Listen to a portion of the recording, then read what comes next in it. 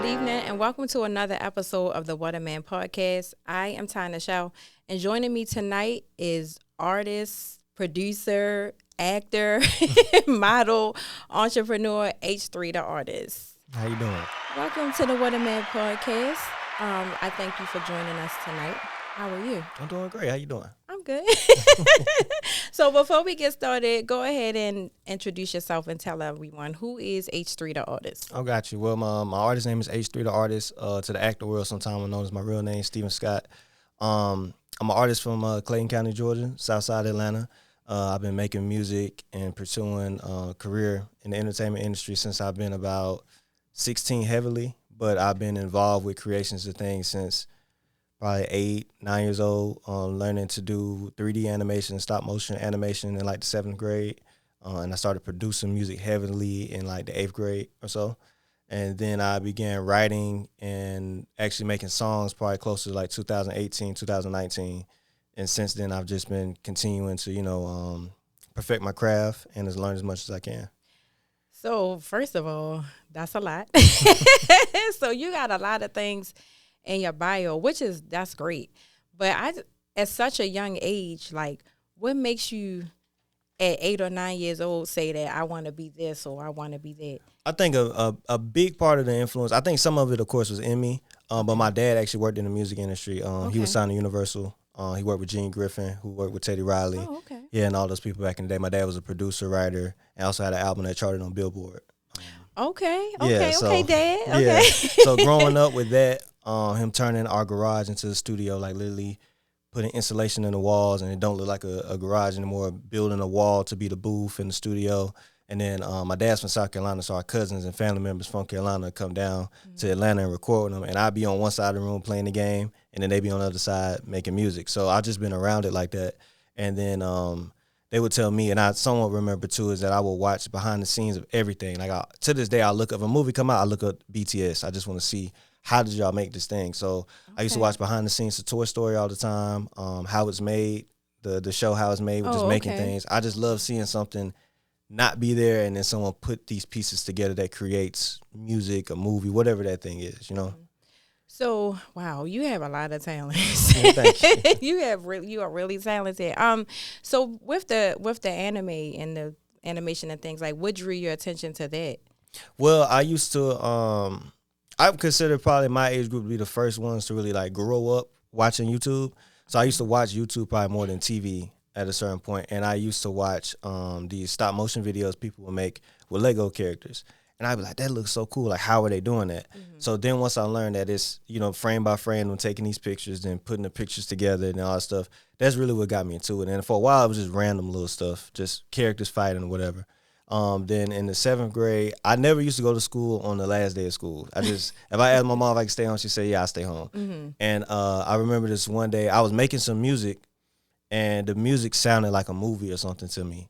And I just pulled out a pencil and paper, and I wrote this whole idea as a thing called True Crime. I'm going to re-upload it on YouTube, but it's a 3D animated thing. I did the voices like Italian mobsters, the Black Gang, all that stuff. And that was like my first probably production of like an episode or series or something that I put together, which set the path for everything I'm doing now. So in doing these things, because I see, like I said, you have a lot in your biography. How do you balance all of this stuff? Because I see that you're a movie director. Yes. Like you said, you do music. I see you had the improv going on. We're going to talk about that too. Like, how do you create balance to do all of these things? I feel like I'm still figuring that part out. I think that it was so many years where I was probably going harder with music.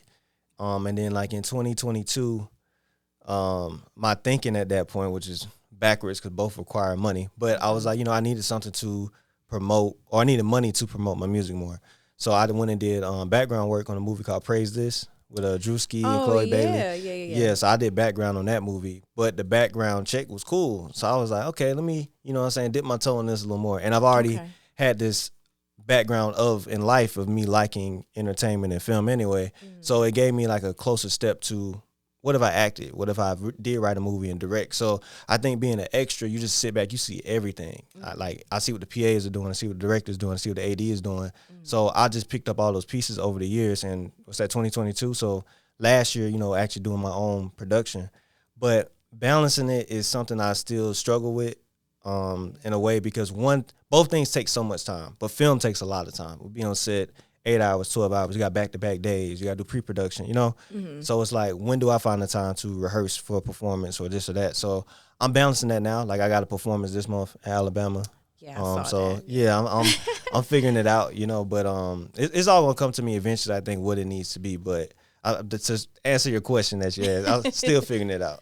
So in the acting world, which is interesting because, we spoke, and I had Mike the model last week, who you have worked with. Yes. And he was telling me about different things in the industry, the weird stuff that he saw and things like that. So have you ever been on a Tyler Perry production? No, never. Never. I've never been on Tyler Perry production. I cannot give an account for Tyler Perry personally. I've never met the man. I've never met him. Is that a goal of yours though, to be on like one of his films, or like in the background, or maybe even a character? It'd definitely be an honor to work with him. I mean, anybody that I feel like, especially, he laid the groundwork like he has on a whole nother level that most people don't reach. Mm-hmm.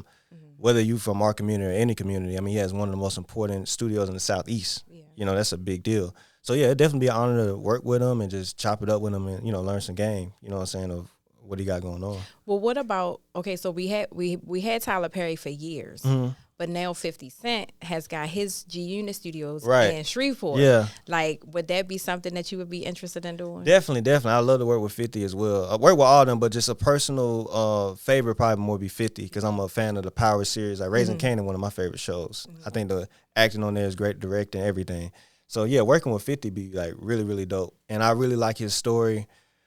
Just the fact that, like Fat Joe said, like 50 was not supposed to win. Like, he had street beef, he had industry beef, he had all this stuff, and like he won in music, then flipped it to film, then he just keeps winning. You know what I'm saying? So shouts out to him, man. I definitely love working with him. Yeah, definitely. Shout out to 50. So what makes, so let's go back a second.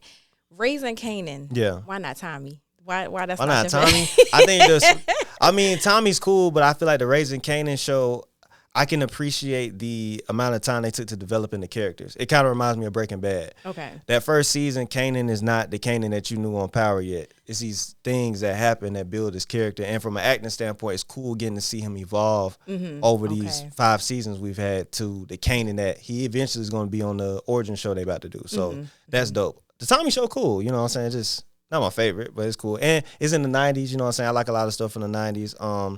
Patina Miller's performance is dope. And she from South Carolina. My family from South Carolina. So I got to, you know what I'm saying? Shout out Patina. So yeah, she's a talented actress as well. So yeah.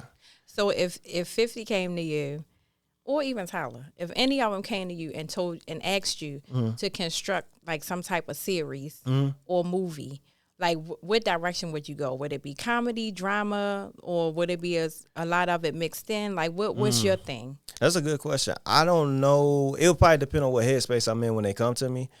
I kind of think of a bit of everything. Like, right now I'm working on a comedy, but the next thing I know for sure I want to do is a drama. And then probably like an action film as well. I know a lot of directors say if you can direct an action film, you really can direct, because there's so many moving pieces and, So I really don't know, but it'll be something. But I don't know. What's your ideal cast though? Ideal cast for a show? Don Cheadle's one of my favorite actors. Okay. Don Cheadle, DiCaprio. I think Margot Robbie is real talented as well. Patina Miller.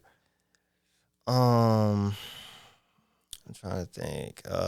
Don Cheadle always is like, Don Cheadle and DiCaprio was like what I look at for as an actor. Like, I need to get to that level. Okay. Like they lose themselves in characters. I forget it's Don Cheadle. I'm thinking he's this character from Rwanda or wherever he's from, or Black Monday when he played Mo. And then DiCaprio can do Django and then turn around and do Don't Look Up. So right. Talented guys. But definitely Don Cheadle, DiCaprio, Patina Miller, Margot Robbie. That'll probably be my big four right there.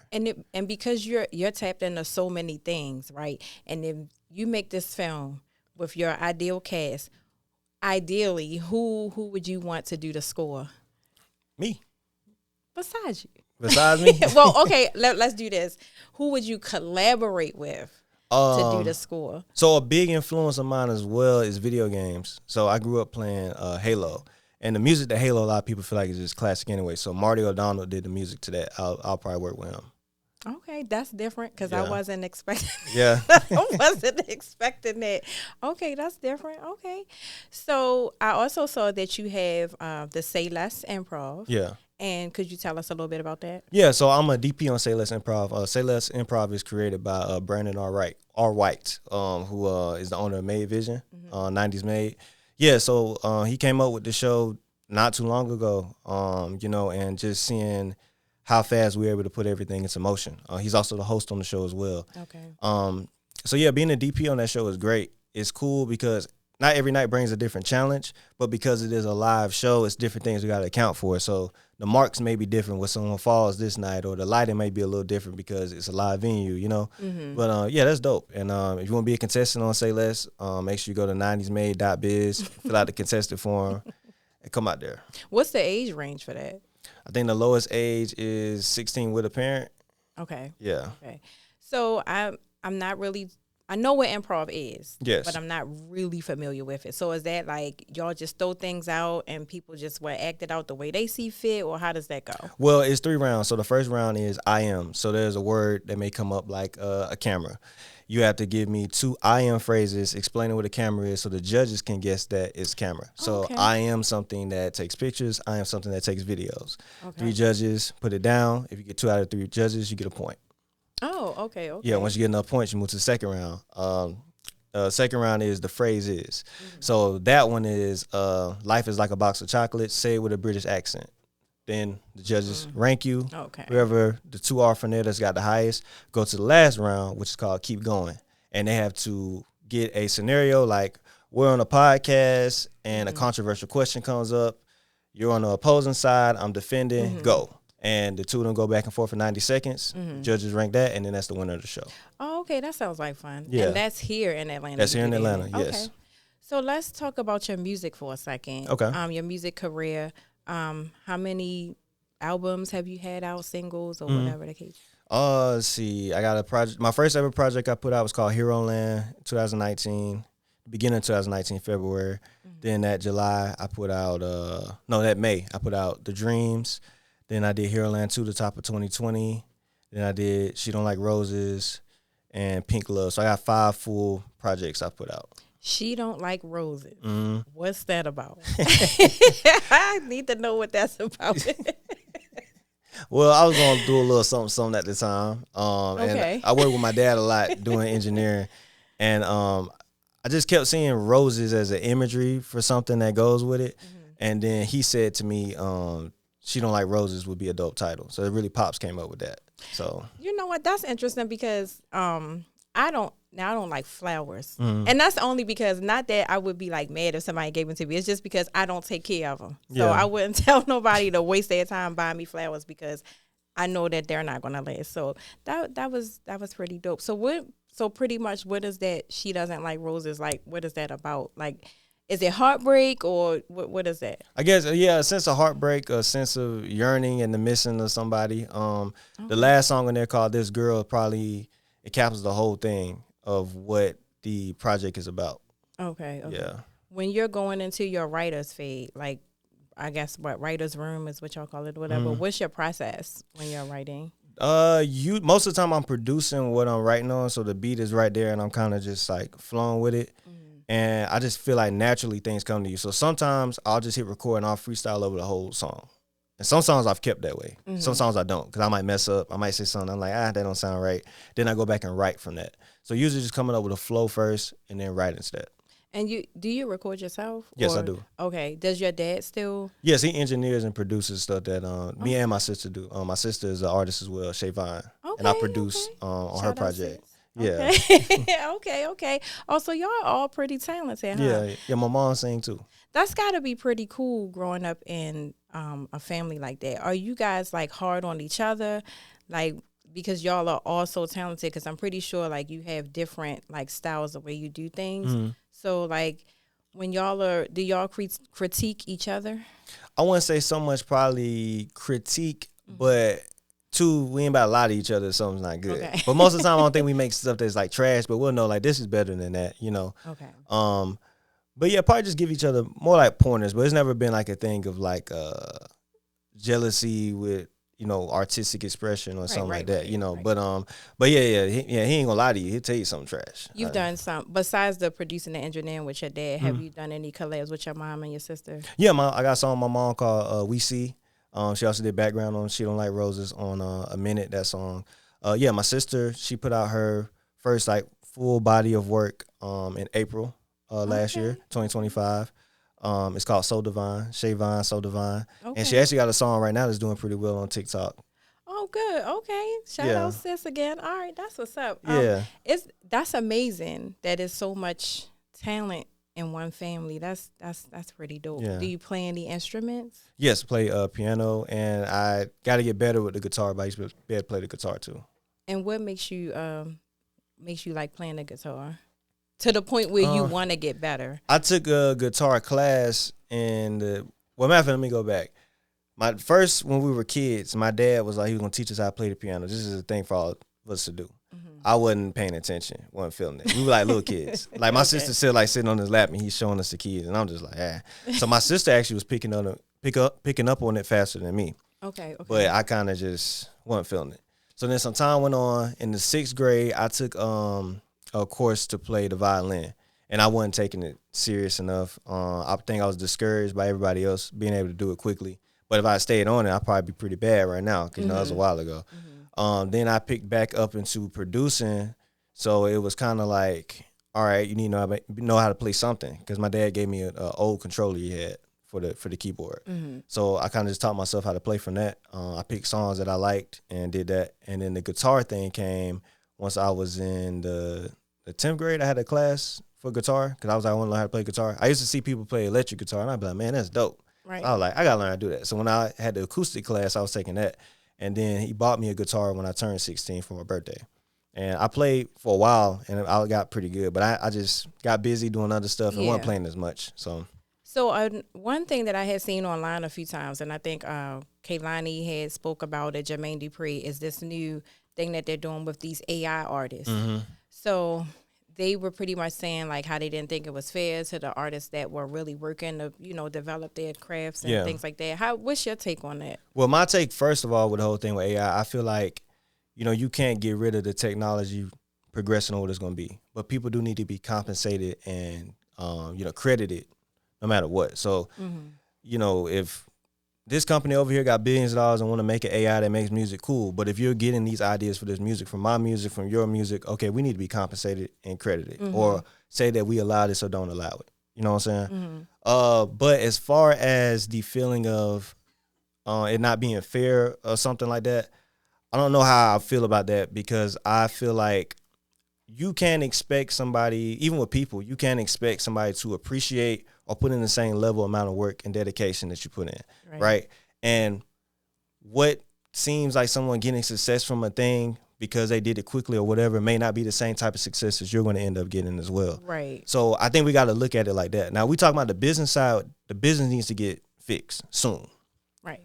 The part of what you consider hard work to be who's deserving, that's subjective. Because there's some people in the past that felt like rap was easy. Everybody can rap. So why should a rapper be able to get a Grammy? And I'm a singer and I have to such, right? So that's the same conversation. Some people feel like if you sample in hip hop versus I play actual instrument, I'm such and such, you this, you know what I'm saying? Right. So that's subjective, you know what I'm saying? There's no one accord where we can get on for that. But it's one accord of stealing. So if somebody's stealing something and I ain't getting my money, we ain't got to go back and forth about that. Right. You know what I'm saying? So that's my view on that. So we have this era where everything is digital.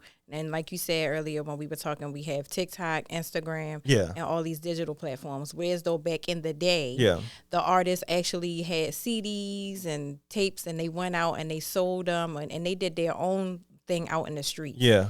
Which one do you think is a better era? I think that's everything got its balance of good and negative. Like now, everybody can be heard today. But then again, everybody can be heard, good and bad. Right. So it's kind of like, it is easy to just pick up, I'm going to make music. And you can just do it. And you can go viral and have a career. So it's like, back to that thing earlier, do I feel like I need to work as hard as this guy just learned how to rap and he got a record deal? Do I need to be practicing all day, my articulation and rapping all that stuff? It's that simple. Yeah. So it does bring down what the bar is of what's accepted, right? Okay. Versus in the past, it do cost me $200-$300 to get a CD printer, to put this cover on here, So some people are like, I can't afford that. They ain't never gonna do it. But some of the people who never got to do it back then were dope as well. So it's like, right. it's a give and go thing. I just feel like you got to maximize whatever you can for yourself, and there's never gonna be a one whole, like the whole world feel like we in the perfect era, we in this and that, because people always gonna have their opinions at all times. Right. It was people complaining back then about how the music industry wasn't letting people in. It's people complaining about how they letting too many people in. Yeah. And some people still think they don't let enough people in today, even with the access we got. That's true. So it's just all up in the air. I'm appreciative of the era I'm in because the people in that CD era had to go through what they went through for us to be here today, right? Same way I would hope that 20 years from now, people are appreciative of whatever happens now. Like with this whole AI thing, some artists are being stole from right now and not getting compensated, so that 20 years from now, somebody can be compensated because of the court case with such and such happened and this and that, right? So I think that's where we at with it. But I don't know. I appreciate the era I'm in, and I don't know if I would have fit in the other era. I obviously wouldn't be me because part of this era makes me. So I don't know. I just appreciate both of them. Do you feel like being signed is as important today as it was back then? And I'm not saying it because of the era. I'm just saying because of all the stuff that we're hearing now that's coming out and what's going on in the industry and certain things that you have to do and how they kind of turn you inside out to fit their agenda. So do you feel like now it's actually better to be an independent artist, or would you still push towards being signed? It depends on what you want with things. It's funny because we were just talking about this, my sister and my dad. So, okay, let's put it in this perspective. Let's say you just starting your podcast, like you're just starting, right? And you're in the hole, right? And you don't have a full fan base yet. And this company comes to you and says, hey, we'll give you a $50 million deal for 4 years, but we got to recoup everything. So everything you do, even if you go on another podcast and you're getting paid from it, we're taking a percentage from that. When you're at that low point, that sounds like that's a good deal, because I don't know if this is going to grow to something, and they can have access to things I don't, right? But if I'm an artist where I have 100,000 followers on Instagram, I get paid for shows, I do this and that, I don't need a label. So it's all still like, what position are you in and what do you want? Because you can be huge and independent. We can do a great example back in the day. Master P, right? Legend, right? Yeah. Master P, independent, did everything he did. It's certain looks Master P still don't get. It's certain, when they have certain events, Master P name don't come up because he wasn't part of this crew that runs really what's going on, which is the labels. And you can't be mad at it. It's just that's their clique of what they do. So you can't be on the outside going off like you're not in this circle with them. You know what I'm saying? So it's what do you want out of the end of it? So I would ask every artist that when you starting out, are you trying to be the biggest artist ever in the world? You probably do need a label because they have the access to the things that make you be that big. Do you want to grow your own fan base and be able to make your own income and money and control your career? You probably want to be independent. But I think every artist need to ask themselves that beforehand, because you may think, I want to be this indie artist that's such and that, but you really want to be this big thing. So now you're complaining about the indie road. And then you may be an artist that's signed and you're complaining about the sign thing when it's like you really want to be independent. So I think knowing what you want your path to be early on with everything, honestly, in life, fixes going down the path. So before we started recording, you and I were having a conversation and you asked me about this. And I told you that I had got to a point where I was tired of this because I didn't feel like this podcast was gaining the traction that I thought it was supposed to get. So when there are people out that feel this way, right? What's the best advice you can give those people that might feel like me? Yeah. Well, one, I would ask, okay, what is the end all of what this podcast should be? Right. And are you hitting the pointers of where that should be right now? And if you're not, what can fix that? And if nothing can fix it, then it's like, okay, maybe it's not a good deal. But if there are things that can fix that can make that happen, then those are the things that should happen to get you to that end point. But I think knowing the end all goal of, like, if you want this podcast to turn into the Breakfast Club and notoriety of where it's at, okay, what points do you need to have? Does it need to be more consistency and more interviews? Do I need to change who I'm interviewing?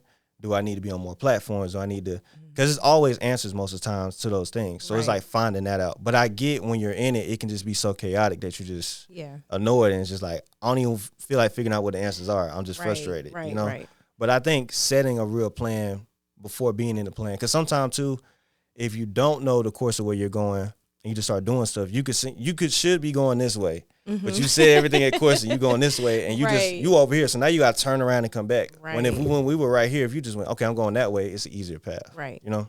So have you had any, because you do a lot. Like you do a lot. Like, so have you ever had any of those moments where it's like, this music thing, but you have other stuff to turn to, right? So have you just really gotten weary of one and just went to the next? Or did you was like, no, I'm going to ride this music thing out. And then when it goes in the direction I wanted to, then I'll get back to, say, director or producing. I think I did get like that about music, for sure. I think I definitely did. Seeing how much stuff costs.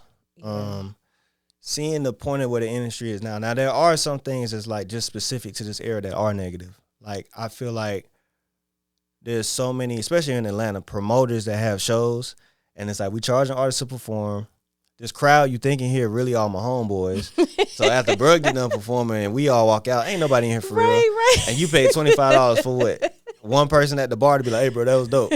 You know what I'm saying? Right. So it just be like, that's frustrating. And it's money. Like, you add that up after a while. Like, I've literally, paid $25 or $20 to perform 3-4 times in a month. That's bread. But then, like I said, okay, I was going that course, and then I had to go, okay, are things going where I want? No. What can be fixed? Okay, turn that money into spending money on ads. Turn that money into producing your own thing. Like, do your own show at the house and then put money behind it and promote it online. No, you know what I'm saying? So I had to learn that, though, because like I said, I was going this way down the path, and then I had to come back. So I definitely experienced it, though. And at any moment, like, did you go to your dad and ask him, like, well, Dad, what should I do? Or definitely, yeah. My dad was with me at most of these shows I'm talking about, because honestly, I'm like 16, 17 at these events and venues. So my dad is taking me to these shows, and that's him just kind of getting back out really into the mix of things as well. So we both kind of figuring it out together. Like, should we do more internet exposure? Should it be more shows? Should it be?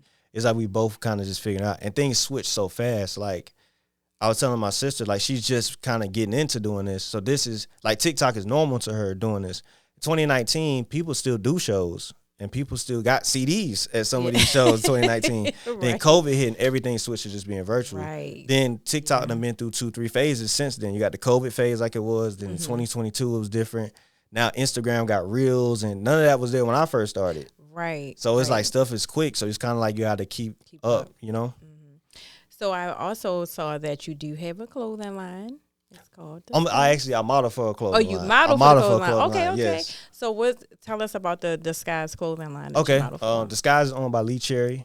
He's a designer from Atlanta. This is actually one of his outfits right here. We just did a shoot together on the 1st of this month, on New Year's, for a new line coming out in the spring.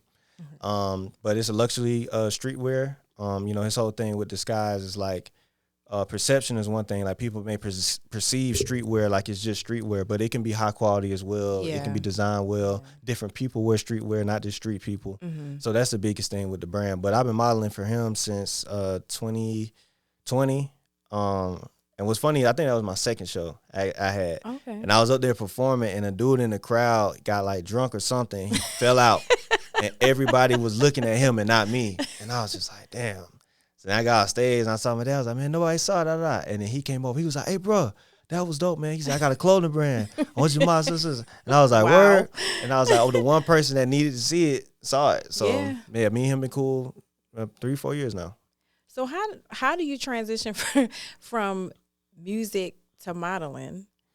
Was that something that you always wanted to do, or was that just by chance because he was there? Not really, nah. I took I had already been doing photography, like picture modeling, and then I did like this runway practice thing, and that just felt weird to me. That felt weird. Okay. But not really. I mean, people told me before, like, you should model, you know, you had to look, and I just be like, okay. Like, it wasn't really a thing of like I set out to do or thought about even when I was younger. It kind of did just fall in my lap from everything else. So if somebody said, well, you gotta you got to scale back on one of these professions, it would be modeling or Probably, yeah. I don't do it that often, honestly. It's mainly with him that I model. People do ask me to model different things sometime, and I'll do it, but that's not a pursuit of mine. Like, it's not like something I think of when I see my career in the future. Like, I'm known for modeling, such as I look at modeling probably more of just a promotional thing than a career. Got you. So it's like, I am H3 the artist, and you ask me to model your such and such as promotion. Got you. I see it like that. Oh, okay. So what are you working on now? I'm working on right now is a Same Day Delivery. It's a comedy that I wrote. My first script, my first feature, written, directed, and starring me. Okay. Yeah, so it's inspired by Friday. It's a character named Trey Banks. Oh, goodness. He works at a FedEm, which is our fake FedEx in the film. And he steals from work all the time. So it's like if Craig really took them boxes. Okay. Right? So he steals from work all the time. It's Thursday, and they send the regional manager to come there and investigate what's going on. So he like, man, if I get caught up, this is a felony. Like, it's a wrap. So him and his cousin Malik go a whole day trying to get back everything they stole so he can rescan it and put it back into the warehouse. But he sold it to a bunch of different type of characters and issues he run into. And it's also like kind of like somewhat like a love letter to where I'm from, Clayton County. Okay. Because I don't think there's any movie to take place in Clayton County that's out. So, I got locations and we say places and talk how we talk and all that stuff in it. And how long does something like that take to shoot, get the location, scout, get the actors, actresses, and then finally put it together? Actually, the first piece of pre-production went by pretty fast. I started writing it in July. I had the final draft by September, but I had most of it done. And then I cast it throughout October. And then by November, I had a full cast. We did the first full read. And, just getting the budgeting together for actually locations and food and all that stuff has been the biggest thing, but not too much. I just did a pre-production sheet for the next day we about to film. We take, like, pictures of what each scene is going to be, put the lines next to them, so we got a lookbook. So we know this is what we're looking for. It saves you time on set instead of stand right here real quick. Let me see. Oh, they don't look good. Stand right here. I know exactly, and doing location scouting as well. But not too difficult, honestly. I don't want to say I wrote the script intentionally, like knowing I didn't have a big budget, but at the same time I kind of did. I played to my advantages with writing the script of what I know I was going to have access to off rip. So, for as far as film producers and things, who would you like to, I guess, collab with on the back end of it, not necessarily in front of the camera, but behind it. So like directors and producers, Martin Scorsese, Quentin Tarantino, Donald Glover, Edgar Wright. He made Scott Pilgrim in a movie called Baby Driver. It's got Jamie Foxx in it. Okay. Yeah. So probably like the four of them. Interesting, because I like Quentin Tarantino. Yeah. He hasn't done a movie in so long. Yeah. And I'm like the whole like I forgot the name of it. The last movie that I remember, the vampire one, where George Clooney was the oh my God, I cannot remember. Once Upon a Time in Hollywood? That's Not the last that movie one. he did. Well, not the last one. It's old. Oh my God, why don't I remember the name of this movie? Anyway, it was him and his brother. They like robbed a bank or something like that. Yeah. I can't remember the name of it. From Dusk Till Dawn. Oh, From Dusk Till Dawn. Okay. I don't know why I couldn't get that. I didn't know he did that. I don't think I seen that. I just seen his main staples like Kill Bill series, Django, Once Upon a Time in Hollywood, Pulp Fiction. Well, maybe he just acted in it and not directed. I think so. I don't think that's on his list of directing. Okay, see, I'm messing up. See? But Kill Bill, I did definitely like. I loved Kill Bill. And also one of my favorites, I don't know, he re-put it out, the RZA from the Wu-Tang. Yeah. They're putting it out again if it's Kill not Bill? already out already. Yeah, they did that for around the holidays. Yeah, they put both the movies together, and then it's got like a anime cutscene or something that they put together recently. Oh, okay. For it, yeah. Because I haven't seen it. I just saw him promote it on his page. So I haven't seen it because I don't know why I haven't. I love the RZA. I love everything about the RZA. So, but so you got a show coming up. When is that, and what type of show are you? It's January 31st in Birmingham, Alabama, at the Bridge venue. It's actually at the premiere for It Will Never Be short film. But it's a musical performance. I'm back on stage again. Okay, so I'll be performing, and my music is in the movie as well. So Okay, cool. So what is what's the long-term goal here with all these talents that you have? Because like I said, you do a lot. So where do you want to be, let's say, about 5 years from now? About 5 years from now, definitely known for probably directing, producing with music, and being an artist. That's like the three biggest things, and acting as well. So those four things are like really important. So I see myself with a career similar to probably like a Jamie Foxx, Donald Glover. Like everybody know he can sing and he make music and he acts. Donald Glover's got Atlanta, a show that he produced and acted in. Then he got, classic album, in my opinion, because of the internet, So, yeah, that's how I look at it. But that's definitely what we're getting closer towards.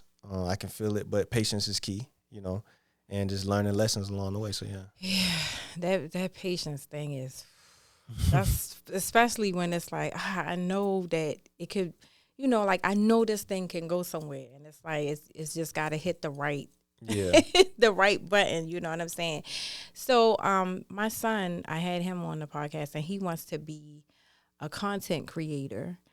Maybe like a Casanat or, like one of Ty Lil, those guys like that. So how do you feel about those type of things that they're doing? I think it's dope. I think it's cool. Like I feel like our age group being at the beginning of that, when like streaming is still somewhat new, like there wasn't, nobody was live streaming when I was a kid. Yeah. So it's like everybody was making YouTube content. But to see what everything has evolved to, and I was young, so I didn't know, but I kind of always felt like it would turn to this. Not exactly what it is, but I knew it was something. Like I knew it was going to be a bigger thing. Because at one point I tried to do like reporting like gaming news, and I actually got the video of me reporting when they allowed Twitch to connect like with YouTube, which was like a big deal. So yeah, all of that stuff definitely is dope. But I think it's amazing. You know what I'm saying? I think it's cool that content creation has grown to the level that it's at. I mean, Castanet getting interviewed by Jimmy Kimmel and all these people recognizing, internet celebrities that used to be a joke, but now it's like, that's for real, serious. Yeah. So I like Drewski. He's my favorite. I like him. Yeah, Drewski's hilarious. Yeah. Well, you've been around in the circles. Like, have you ever came across him or? Yeah. Yeah. He was on the set when we did Praises. Yeah, he was cool. And it was funny because it was a moment when we were behind them while they were filming, and the guy was on the Steadicam and he didn't know, and the dude wound up bumping Drewski. Drewski almost fell back into him, and he almost fell on us, and he was like, "Oh," and he was like, "Hey." Yeah. So, with that being said, I wanted to again thank you for wanting to come and have this conversation with me. I've never met somebody just so multi-talented, and it's in different stuff. Yeah. like it's not just like, oh, I'm music and then I produce this, that, and the third. Like, you is really different. Yeah. So again, like I said, I thank you so much for it. It means a lot to me because you came to me. So that's why I was like, wow. But just to wrap up really quickly, if you had any advice that you wanted to give anyone that is starting their career in whatever, what would you tell those people? Biggest thing I would say is, one, make sure that you know why you want to do something, right? Oftentimes you can hear people, they'll be like, I do music for money or this or that. And sometimes you can get those outcomes from multiple different things. So it's like, is this a driving force of why you should do it? The next thing is, I'll probably say is like, make sure you really hone in on what you want to do. You know what I'm saying? Yeah. And make sure you really focus on it fully. You know what I'm saying? So that'd be the main thing. But continue to believe in yourself. Bet on yourself at all times. Confidence is key. And know you're going to mess up. You're going to mess up sometimes. I was telling my sister, because like she's just getting into performing and stuff, like you're going to have some bad shows. But you want to make sure that that next bad show ain't as bad as that show was, that you learn from the mistakes of those shows. Right. You know what I'm saying? So that's the main thing. But believe in yourself. Bet on yourself at all times. Continue to learn. Continue to experience. And take in the experience fully. The wins and the losses. Neither one of them make you fully. Both of them together make you fully.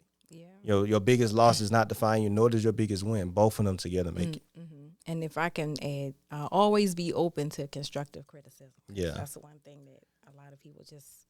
Because in your mind, like, I'm great. And then when somebody comes back and tell you otherwise, right, it make you feel some kind of way. So, but again, I thank you for wanting to come to sit down with me. And I really appreciated this interview. Thank you so much. No problem. I appreciate you. And again, this is Tana Show on the What a Man podcast. Thanks for joining me. And Good night to H3 the artist. I'm your host, Ty Show. See you next week. Bye. What's up, y'all? If you enjoyed tonight's episode, go ahead and subscribe to the channel, like, and share. And if you want to follow us on social media, it's What a Man Podcast on TikTok and Instagram.